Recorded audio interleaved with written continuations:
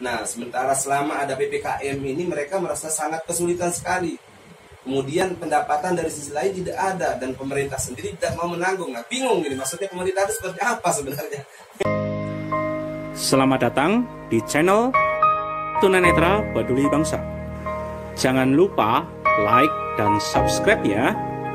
Nyalakan tombol loncengnya dan tunggu tanda nada notifikasi jika ada konten terbaru dari kami.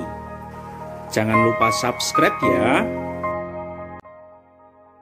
Assalamualaikum warahmatullahi wabarakatuh. Waalaikumsalam. Jumpa lagi pemirsa channel Tunanetra Peduli Bangsa.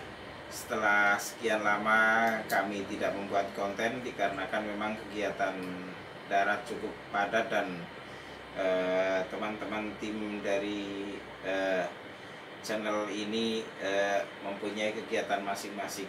Tapi alhamdulillah pada kesempatan kali ini kita bisa berjumpa kembali dengan pemirsa, dengan simpatisan, baik simpatisan channel Tunanetra Peduli Bangsa dan simpatisan Yayasan Karya Tunanetra Peduli Bangsa.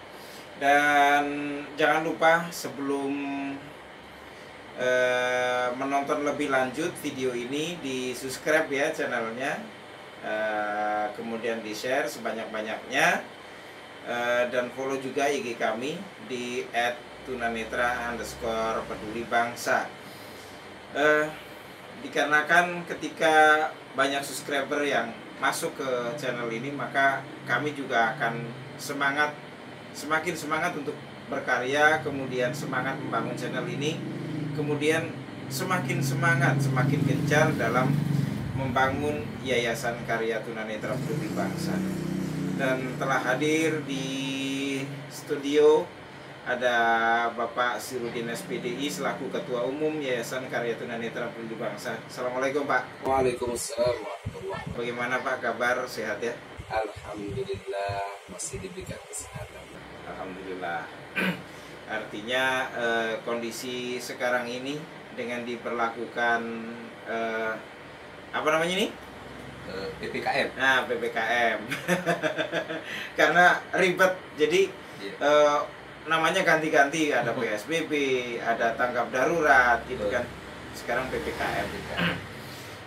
Bagaimana menurut Pak Sirudin dengan kondisi seperti ini, yang sebenarnya ini malah sepertinya lebih memprihatinkan, lebih gawat, lebih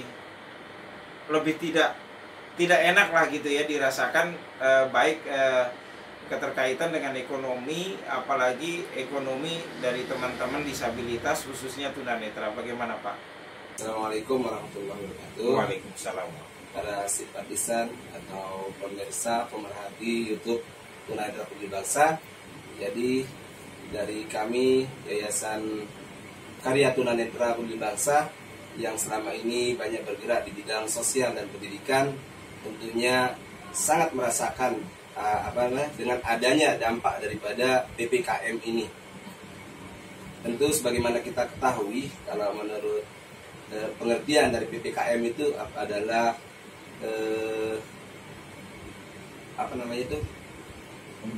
pemberlakuan apa sih? Saya lupa. Sebenarnya Yang jelas ya pokoknya itulah. Jadi pemerintah memberikan nama PPKM. Padahal kalau lebih tepatnya sebenarnya sih lockdown ya. Iya. Sebenarnya kalau menurut pendapat saya, begitu pendapat saya pribadi, tepatnya sebenarnya lockdown. Cuman mungkin dari pihak pemerintah ini kenapa tidak mau menggunakan kata-kata lockdown, karena mungkin takut akan dibebankan masalah pendanaan atau masalah tanggung jawab untuk memberi bantuan atau menafkahi rakyatnya. Jadi sehingga menamakan dengan PPKM. Sementara PPKM ini pun kita selaku rakyat begitu ya, sebagai rakyat biasa tidak diserahkan kan semuanya ya, baik untuk mencari nafkah dan sebagainya, maka pencarian diserahkan ke kita semua. Sementara untuk kita live dari satu tempat ke tempat lain untuk beraktivitas itu ada larangan. Makanya serba membingungkan sebenarnya dengan adanya apakah ini lockdown atau PPKM. Kalau misalnya lockdown secara otomatis kan pemerintah aturan mau menanggung semua beban daripada masyarakat atau beban daripada rakyat seperti itu. Dinamakan PPKM. Sementara kita tidak boleh melakukan aktivitas untuk mencari kebutuhan kita sehari-hari. Seperti itu.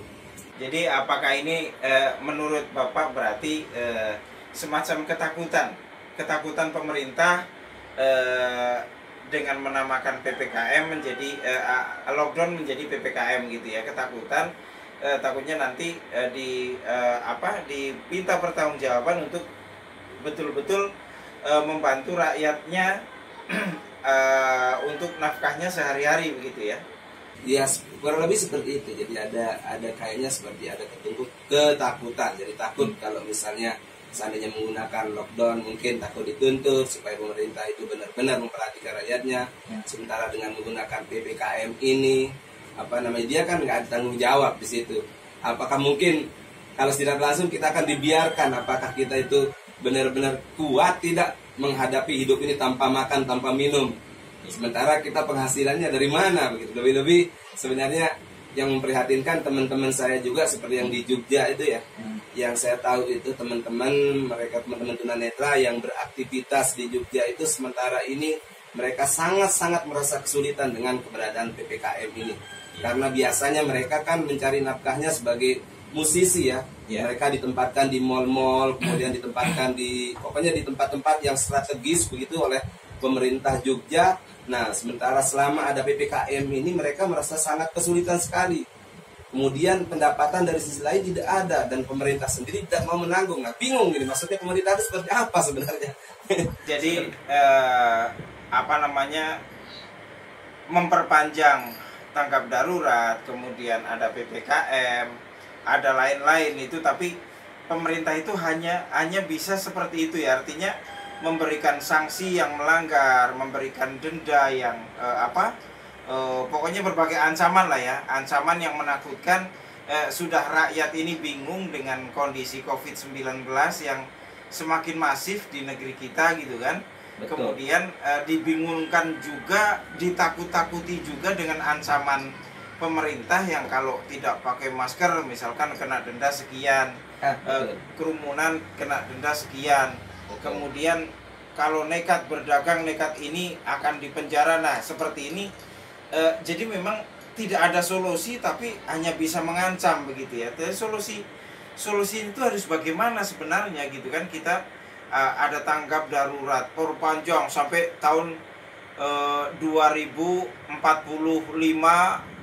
140 sekian misalkan, atau sampai dunia ini berakhir gitu kan. Tapi kan boleh pemerintah seperti itu, menurut saya juga boleh. Seperti itu ya. Tanggap darurat lockdown selama-lamanya gitu sampai tahun 2050 sekian misalkan boleh, akan tetapi tolong diberikan solusi bagaimana rakyat ini supaya bisa bertahan hidup kan sebenarnya. Betul. Apalagi rakyat Indonesia ini adalah berbagai kalangan, bukan kalangan menengah ke atas loh ya, saja loh ya. Ada menengah ke bawah, ada disabilitas, ya kan. Sedangkan disabilitas ini luar biasa gitu, artinya dengan kondisi COVID-19 banyak yang terpapar kemudian meninggal dunia gitu kan. Kemudian lagi masalah ekonominya selama 1,5 tahun ini sangat terganggu gitu kan. Ditambah lagi dengan PPKM yang misalkan pada saat PPKM itu mereka tinggal punya uang, misalkan kita nih punya uang tinggal 20.000, kemudian tidak boleh kemana-mana, sanksinya ada. Terus untuk makan sehari-hari nanti apa gitu kan. Kemudian untuk bayar kontrakan gitu kan lah. Kalau rata-rata teman-teman disabilitas ini terutama kalau aktivitas di perantauan kan ngontrak ya Pak. Betul. Ngontrak. Sebagian besar teman-teman jarang kan yang punya rumah sendiri itu masih jarang. Iya. Dan rata-rata teman-teman tunanetra adalah menengah ke bawah. Betul. Gitu kan. Dan tetap bersyukurlah yang teman-teman tunanetra yang penghasilannya itu kelasnya menengah ke atas itu tetap bersyukur, mudah-mudahan tidak angkuh ya. Artinya tetap bersyukur, mau membantu temannya itu lebih baik sebenarnya gitu kan. Tapi solusi apa sebenarnya gitu kan, sehingga rakyat ini bisa bertahan hidup, kemudian bisa bayar kontrakan, kemudian ya ekonominya itu tetap mapan, tetap terjaga. Ya paling tidak makan sehari-hari, kemudian bayar listrik, bayar sekolah anak, kan gini. Walaupun PPKM kita tidak boleh kerja, tidak boleh apa itu, tapi kan sekolah tetap bayar, Pak ya. Betul. Sekolah tetap bayar, dan itu harus. Sekarang online pulsa itu harus bayar, memang gratis dari pemerintah itu kan tidak. Nah ini fasilitas seperti ini, apakah betul-betul uang negara itu sudah habis ataukah tidak dikeluarkan, kan gitu ya sebenarnya ya. Betul. Nah ini apalagi keterkaitan dengan yayasan kita yang notabene yayasan ini masih kecil, baru mulai berkembang gitu kan, kemudian terganggu dengan kondisi seperti ini. Tapi kita sapa dulu ya teman-teman yang ada di daerah. Halo, apa kabar? Assalamualaikum, selamat dini hari ya untuk teman-teman atau pengurus yang berada di Provinsi Jawa Barat ya. Ketuanya Pak Dodi ya. Pak Iya, Dodi betul, Pak Dodi. Kemudian ada di koordinator daerah Bandung Tengah, Cimahi dan Padalarang ya. Iya. Kang Endi ya. Kang Endi, Ya. selamat dini hari. Kemudian di koordinator Depok Bogor Pak Oyo Wiharia juga selamat dini hari. Mudah-mudahan sehat selalu ya teman-teman YKTPB yang berada di daerah. Artinya YKTPB itu sudah mulai berkembang, berada di daerah, tapi keluhannya kan seperti itu, masing-masing butuh solusi, butuh kepastian gitu kan. Mereka juga mau kok menuruti apa anjuran pemerintah, protokol kesehatan. Betul. Mereka justru sangat patuh sekali, Pak. Kemudian tidak boleh keluar. Tapi kan solusinya apa gitu? Ketika mereka tidak boleh aktivitas, tidak boleh keluar, kemudian misalkan pas aktivitas, entah musisi jalanan, entah penjual kerupuk, entah pijat keliling, itu terus dioprak-oprak Satpol PP harus pulang gitu kan? Tapi ini memang Pak seperti ya kalau dikatakan dilema, Pak, dilema besar, jadi ujian besar. Kalau bagi mereka yang kalangan menengah ke atas, kemudian yang berduit ya masa bodoh lah, Pak ya. Tapi masalah kita ini loh, terutama yang dari kalangan menengah ke bawah dan terutama bagi teman-teman kita yang disabilitas netra, karena kita tahu bahwa teman-teman disabilitas netra ini kan aktivitas atau usahanya sangat terbatas, begitu. Tidak seluas mereka-mereka yang memiliki penglihatan atau sebagainya, begitu ya. Dan kemudian ya memang ini sebenarnya sih tanggungan pemerintah ini, Pak. Jadi pemerintah yang punya tanggung jawab untuk membantu rekan-rekan kita ini, kita yang bermasalah ini, yang dari kalangan disabilitas ini. Karena bagaimanapun sudah tidak ditanggung, beraktivitas pun tidak boleh. Nah kemudian bagaimana kita selaku sebagai warga negara ini begitu diperhatikan hak-hak kita sebagai warga negara itu di mana posisinya gitu. Iya, jadi mereka hanya menuntut kewajiban ya. Betul. Kewajiban selaku warga negara yang baik, tidak boleh mencela, tidak boleh mencibir, tidak boleh mengkritik pemerintah, tidak boleh ngeritik kan kalau sekarang gitu. Iya, tapi hak-hak kita selaku warga negara terabaikan gitu ya. Padahal kan kita punya kartu penduduk apa gitu kan, sebagai warga negara yang baik kan kita administrasi juga bagus, ya kan? Iya. Tapi kondisi yang seperti ini sangat menyulitkan bagi kita gitu ya. Nah ini tadi disampaikan Pak Sirudin bahwa semua itu sebenarnya penyandang disabilitas, kemudian fakir miskin, yatim, duafa itu sebenarnya harus ditanggung oleh pemerintah. Negara, tapi pemerintahnya atau negara ini apakah betul mereka itu sudah kehabisan dana, apa memang tidak dikeluarkan gitu kan, kita tidak tahu. Atau kebanyakan kemarin yang dimakan sama Menteri Sosial kemarin ini ya, kita tidak tahu karena dia juga cukup lumayan kan makan dana COVID ini. Betul. Cukup lumayan gitu ya. Halo Menteri Sosial yang lama, Batubara, itu apa kabar antum? Mudah-mudahan sehat ya. Tapi kalau nggak sehat ya itu wallahualam gitu. Makanya kadang-kadang saya itu Pak ya, terkadang karena sering terlintas pikiran yang enggak gitu. Apakah sebenarnya kita ini punya negara atau enggak? Punya pemerintah sih atau enggak? Seperti itu jadi bayangan saya. Jadi seperti kita tidak punya pimpinan. Seolah-olah nggak punya pimpinan, nggak punya wilayah seperti itu. Jadi kayak orang dibiarkan. Iya, dibiarkan begitu saja. Jadi kayak harmony begitu kan. Jadi kalau memang antum ini kuat tanpa makan ya bertahanlah hidup. Kalau misalnya tidak kuat ya udah monggo ke sono aja udah langsung perjalanannya seperti itu.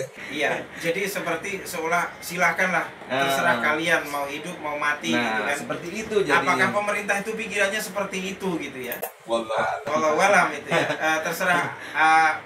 Terserah anda yang di atas baik dari presiden sampai ke bupati atau wali kota monggo mau mikirnya seperti apa, mikir rakyatnya gitu kan. Jangan hanya karena masalah kesehatan, masalah ini, terus masalah yang lainnya, perut lapar, kemudian pendidikan juga terabaikan. Betul. Apalagi lembaga ini kita, yayasan ini kan masih, sekali lagi masih taraf dalam perjuangan, Pak. Benar. Kemudian yang harus diperhatikan ini banyak, ya kan? Seperti sekarang nih, kita itu sebenarnya kan bukan ngurusin tunanetra saja kan. Betul. Ada anak yatim, kaum duafa gitu kan. Kemudian seperti yang hadir di tengah-tengah kita ini,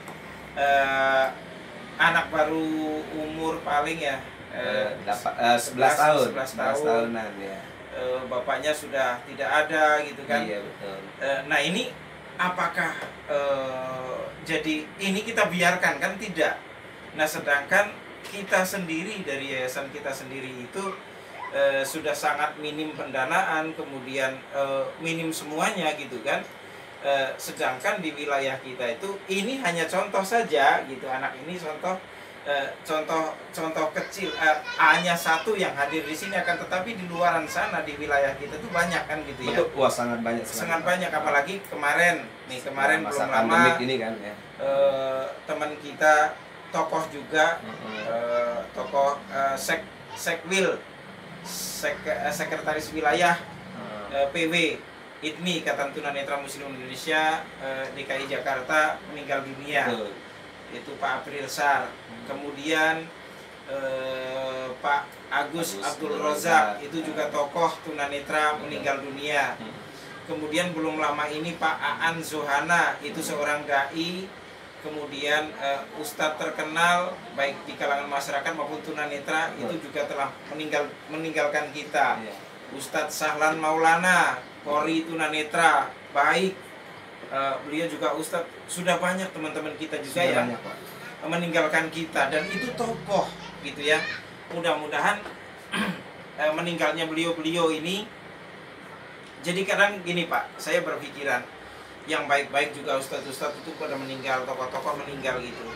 Mudah-mudahan meninggalnya beliau orang yang baik-baik ini menjadi rabuknya bumi Indonesia ini gitu ya. Betul, amin. Mudah-mudahan menjadi rabuk, menjadi penyubur, menjadi obatnya Indonesia. Tapi yang buruk-buruk meninggal, nah ini mudah-mudahan menghilangkan angkara murka dari negeri kita. Itu kan ada dua sisi. Betul. Yang meninggal ini ada yang baik, ada yang buruk, gitu kan, perangainya gitu. Kemudian ya macam-macam lah.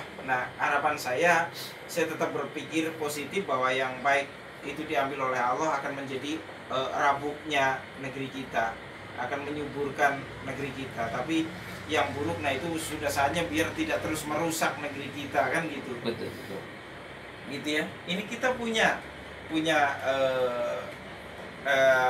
beberapa anak, punya anak yang harus kita perhatikan. Artinya anak-anak yang sudah tidak mempunyai bapak. Coba antum siapa ini namanya? Kemudian coba. Ya. Assalamualaikum, siapa namanya? Yang kenceng dong, siapa? Siapa namanya? Naila. Umurnya berapa tuh? 11 tahun ya. Tahunnya. Sudah berapa bulan ditinggal sama ayah? Sudah terang.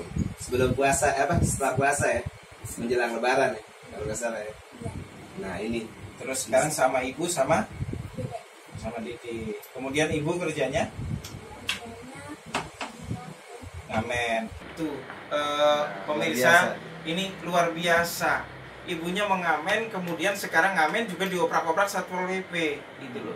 Terus gimana gitu kan? Gimana PKM ini ya? Naila kelas berapa sekarang? Kelas 5. Kelas 5. Terus kemudian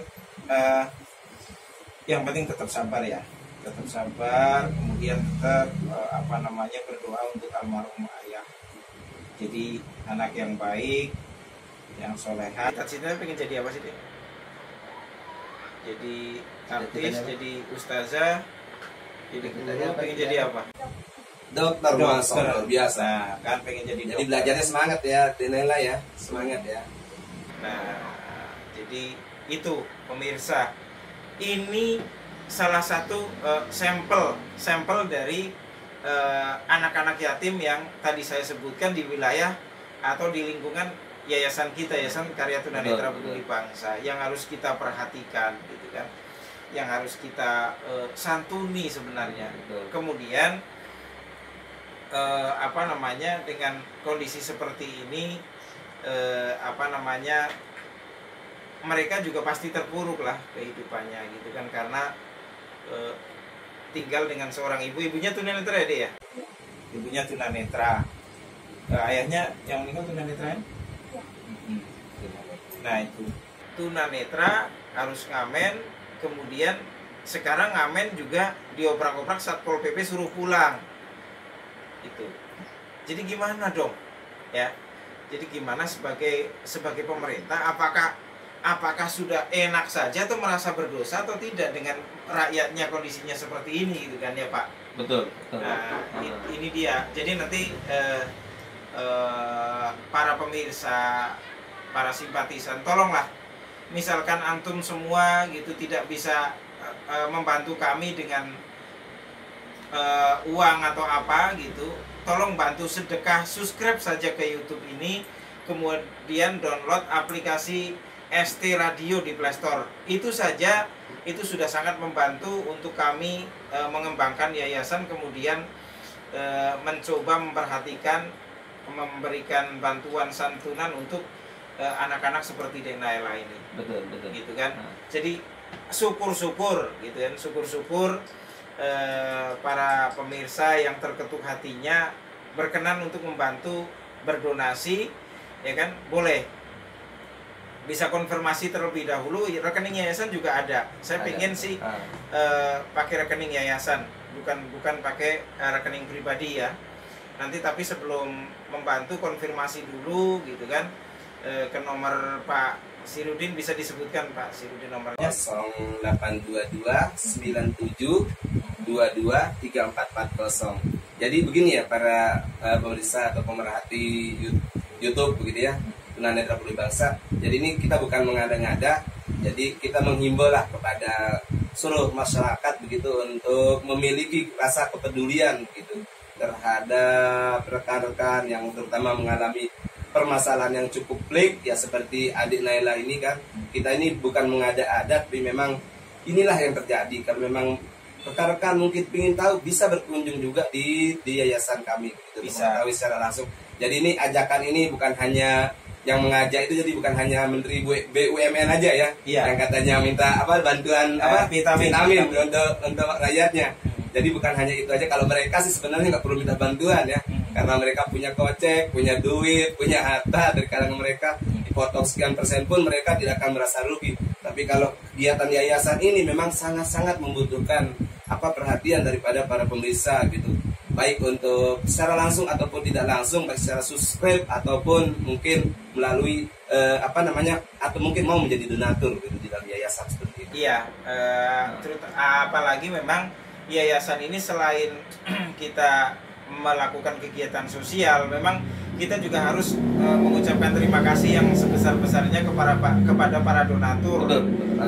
Terutama yang sering nonton channel YouTube kita dari awal corona sampai dengan setelah lebaran kemarin ini, sudah ribuan paket sembako yang kita salurkan baik ke tunanetra maupun ke fakir miskin, anak yatim dan duafa. Itu semua dari donatur, kemudian perusahaan swasta ya, belum dari pemerintah ya, belum ada. Dan kita baru pernah kerjasama dengan pihak pemerintah hanya dengan Kemenpora. Halo Kemenpora, selamat ini hari, mudah-mudahan sehat selalu. Dulu pernah beliau membantu pada saat pelatihan bisnis online untuk tunanetra dan mahasiswa. Kemudian distribusi apa Kemudian pernah membantu juga masker dan hand sanitizer. Kemudian ada sabun pencuci tangan. Itu Kemenpora ya. Nah, yang lain baru dari swasta dan perorangan pemirsa yang nonton channel YouTube ini, bukan dari proposal, karena selama corona ini dari yayasan tidak pernah mengedarkan proposal untuk bantuan-bantuan santunan atau apa gitu. Tapi kemudian alhamdulillah pengajian juga taklim pemberantasan buta huruf Al-Quran Braille tetap berjalan. Nah, hanya libur sekarang ini mudah-mudahan setelah tanggal 20 bisa mulai lagi ya. Insya Allah. Ada kajian tauhid, kemudian ada muzakaroh diselenggarakan setiap malam Kamis, disiarkan di radio ST Radio. Kemudian ada setiap malam Jumat, jangan khawatir para donatur, tetap didoakan oleh teman-teman kita, karena malam Jumat kita menghidupkan sunnah dengan membaca surat Al-Kahfi bersama-sama. Itu setiap malam Jumat. Nah, ini sementara kita libur, takutnya di penjara gitu, kita bikin kerumunan repot nanti kan, seperti pembatasan, pemberlakuan kegiatan masyarakat. Nah, pembatasan, iya. Baru inget nih, setelah ngobrol lama-lama, kalau nggak salah begitu, pembatasan. Jadi kita kan sedang dibatasi. Jadi mungkin libur 2 malam Jumat ya, atau 3 lah. Itu insya Allah setelah tanggal 20 nanti kita akan berjalan kembali. Tadi bisa nomor teleponnya nanti tim media bisa ya, nomor telepon diikut sertakan di bisa. Kemudian nomor rekening bisa ya. Bisa nanti dicantumkan di channel YouTube ini ya, di channel di video ini gitu, dicantumkan nomor rekeningnya, minta bendahara umum. Jadi untuk para donatur yang ingin membantu keberlangsungan kegiatan yayasan ini, yang sebenarnya yayasan ini walaupun belum punya sekretariat permanen, akan tetapi alhamdulillah jamaah sudah terus bertambah. Kemudian yang berminat untuk belajar Al-Quran Braille juga bertambah, yang berminat kajian tauhid juga bertambah gitu ya. Dan ini tanpa biaya. Tanpa biaya, ini free. Guru-gurunya juga alhamdulillah free, karena teman-teman kita itu banyak yang sadar mau menjadi guru walaupun tidak dibayar, gajinya dari Allah. Gitu. Gajinya dari Allah. Oleh karena itu para donatur silahkan yang ingin membantu kegiatan kami, kemudian santunan-santunan untuk anak yatim, duafa, ini yang menjadi sangat program prioritas kami juga ya. Program prioritas sangat kita harapkan. Ini bukan berarti bagaimana kan, tetapi memang ini kenyataan yang harus kita lakukan. Saya selaku pembina yayasan, kemudian Pak Sirudin itu tidak malu mohon kepada para donatur yang berkecukupan rizkinya gitu kan. Itu untuk mengetuk hati para donatur, para dermawan itu. Kenapa? Karena memang kondisinya seperti ini gitu. Karena prinsip kita kan menjalankan sesuatu yang baik begitu. Karena bagaimanapun segala sesuatu itu kalau tanpa dukungan daripada donatur atau pemerhati begitu ya, nggak mungkin bisa berjalan. Iya, kita tidak memang bisa ini berjalan. Istilahnya yayasan ini benar-benar menguras kocek pribadi sebenarnya itu. Dari awal berdiri sampai sekarang ini begitu. Iya. Benar-benar tanpa bantuan dari pemerintah sepeser pun. Jadi kan tidak salah kalau misalnya kita mengajak mungkin ya para pemirsa atau para pemerhati begitu ya, yang ingin bersimpati kepada yayasan ini begitu kan, tidak salah kan. Iya. Orang menteri aja kan tidak malu-malu kan. Iya, apalagi kita. Apalagi kita yang memang notabene yang memang sangat membutuhkan seperti itu. Iya. Kemudian pengurus yayasan, kemudian pengawas dan lain sebagainya ini memang bukan terdiri dari orang-orang yang kaya gitu. Jadi orang-orang yang betul-betul kelas di bawah. Makanya yang diperhatikan juga orang-orang di bawah, karena memang seperti ini kondisinya gitu, ya kan? Kondisi lapangan, kondisi yang betul-betul kesulitan, karena memang semua pengurusnya, baik tim channel Tunanetra Peduli Bangsa, tim ST Radionya, kemudian para pengurus itu adalah bukan orang-orang yang berduit. Benar-benar nih bermodalkan kesadaran. kesadaran, hati terus nurani niat niat yang tulus untuk kemaslahatan umat begitu. Betul. Karena kita hanya bisa beramal seperti itu gitu kan. Mudah-mudahan ini juga menjadi ladang amal untuk teman-teman Amin. pengurus, Amin. pengawas, pembina, kemudian para tim, ya kan. Iya, Ini betul. semua belum digaji dari mana gitu kan. Sedangkan ini masih merintis gitu. Kemudian teman-teman KTPB yang ada di daerah juga belum ada gaji. Semua itu kesadaran, kemauan mereka begitu ya.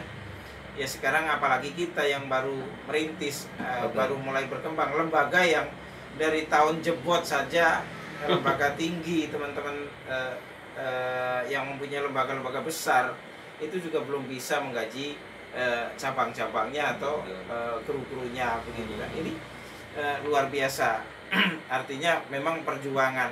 Nanti bisalah pemirsa lihat perjuangan teman-teman yang berada di lapangan, baik yang menjadi musisi jalanan atau menjadi penjual kerupuk dan lain-lain, bisa nanti kita konten-konten selanjutnya insya Allah mengarah ke situ.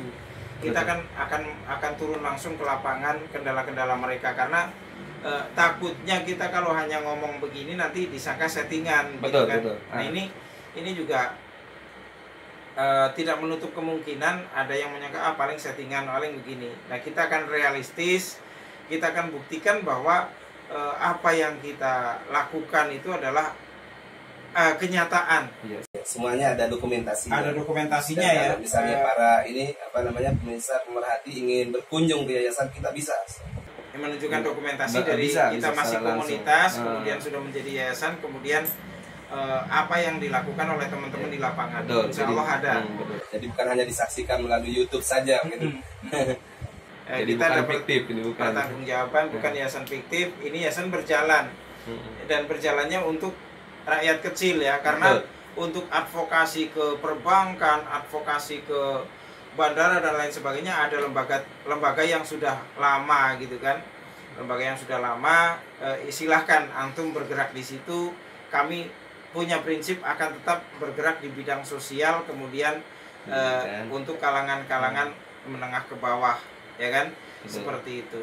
Dan semua kalangan. Jadi artinya semua kalangan itu yang kita tangani itu baik dari mereka-mereka yang berpenglihatan ataupun yang tunanetra ataupun yang disabilitas lain seperti itu. Betul, karena YKTP tidak kami milih-milih.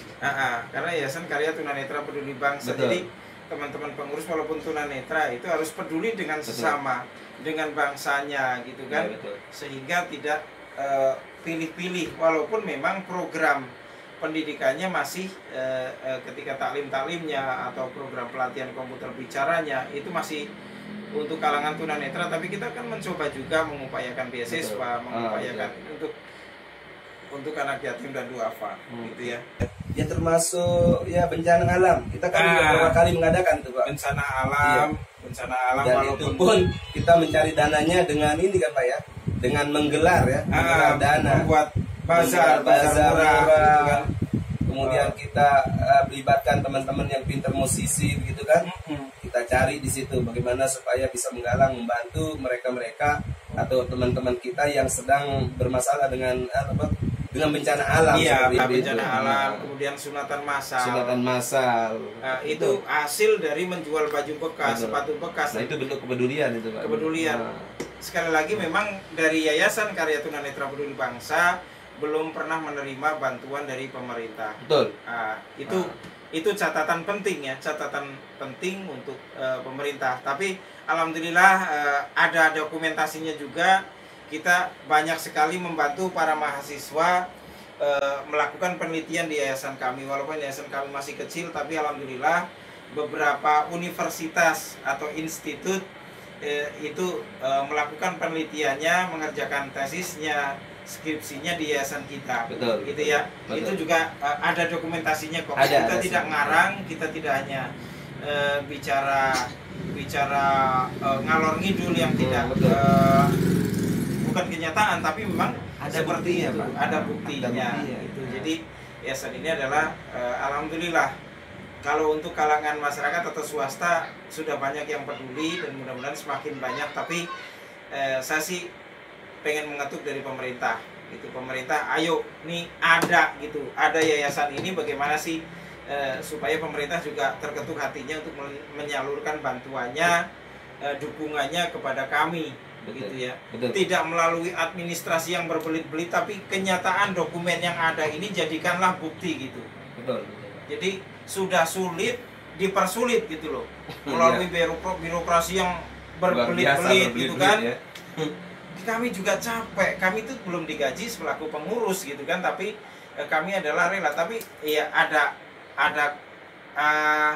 feedbacknya lah gitu. Artinya ketika memberikan bantuan atau sumbangan yang nggak usah terlalu birokratif banget gitu kan. Artinya ya karena kami sudah bisa menunjukkan beberapa bukti yayasan ini bukan fiktif gitu kan, tetap berjalan kegiatannya, kemudian memang apa yang kita sampaikan melalui channel ini betul apa adanya. Nah atau melalui radio ST ya, karena ini nanti akan diputar juga di ST Radio ya.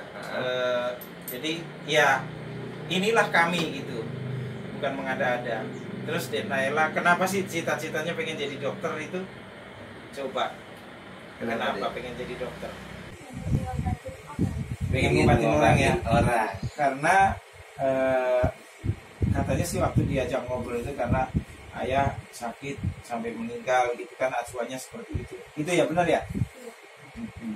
Mencari akses udah gak susah barangkali ya. Iya, sehingga terlintas pikiran bahwa adik Naila ini ingin jadi seorang dokter. Apalagi kalau pakai BPJS itu pelayanan dari rumah sakit lambat. Gitu kan.